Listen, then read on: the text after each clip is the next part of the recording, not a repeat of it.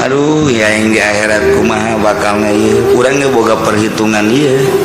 sorangan ge ngalamun bae di imah aing mun kuari paeh ye ke salat rapi encan ya aing kodoan aya keneh teu karasa ku sorangan ieu anu ku aing dipaling teh ieu kumaha ieu di akhirat bakalna ieu karasa ku sorangan nu pernah ku aing ditampiling baheula ke mun di akhirat nyananganiaya ka aing nyangan aing kumaha ieu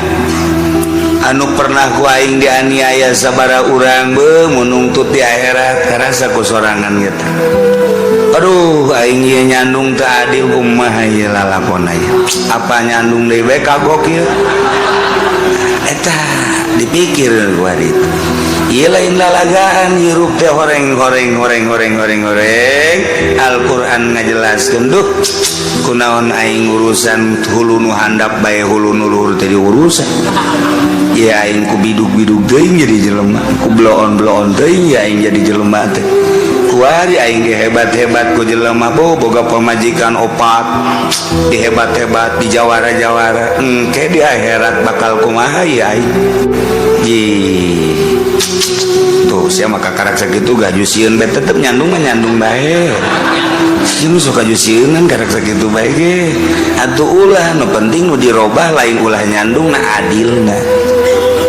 sia sok salah bae moal atuh mah nyandung buku dititah atuh ulah neuleuh awewe anu boga salaki tuh sabaraha haram dan nu teu boga salaki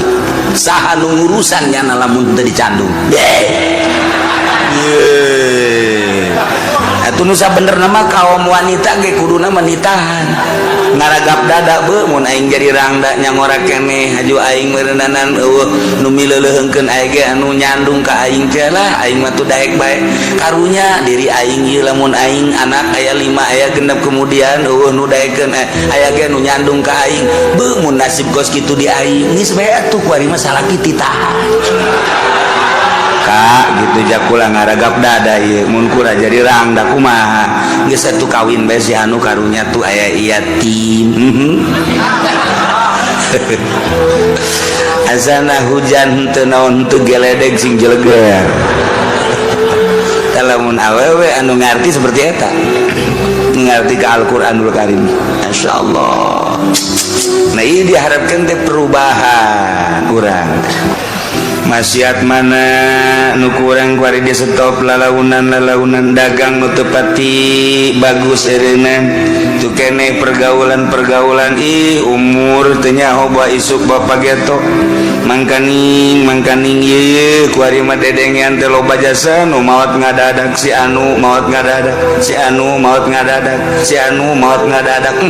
mun terjadi ka aing paeh kuari atau zuhur atau asar ya aing kumaha ieu mun can tobat mulai kuari dilempengkeun deuk di ka Allah keunah kuari pikiran aing hate aing ruh aing deuk di ka Allah keun ditobatan kuari nu dimaksud ya perubahan lain sakadar didengekeun tapi berubah mun kamari urang cinta ka Tuan Syekh merekna ngan sakadar 100.000 dimonggo ieu mah 1 juta geus kaburu paeh tah asana galedeg gede kira hese dek berubah teh hese saboro-boro eta hayang rada lalagaan baheula hudang jam 2 jam 3 lalagaan hayang hudang baheulanan ulah ka ibadah hudang ngaroko hese deui baheula sakitu bae ku hese eta neuk iraha ieu perubahan-perubahanan mun maca sholawat kurang dibere ku guru teh manta salat 11 lah dek ditambahan ku urang ieu ja waktu aya urangna senggang kemudian atuh sehat dek dimenangkeun we 100 mah eueuh kepikiran ka dinya malah ieu guru loba amat mere 11 teu nyaho diri teh mah guru